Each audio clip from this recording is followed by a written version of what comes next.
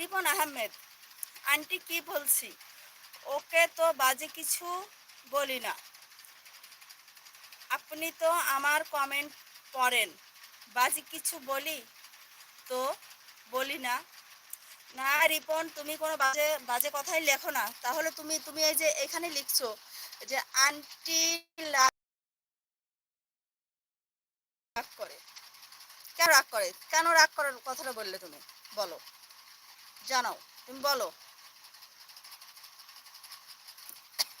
এখানে সবাই আসো আমাদের সাথে গল্প করতে, আমিও তোমাদের সাথে গল্প করার জন্য আমি লাইভে আসি। এখানে শুধু ভালো কথাই হবে, এখানে কোনো বাজে কথা হবে না। কারণ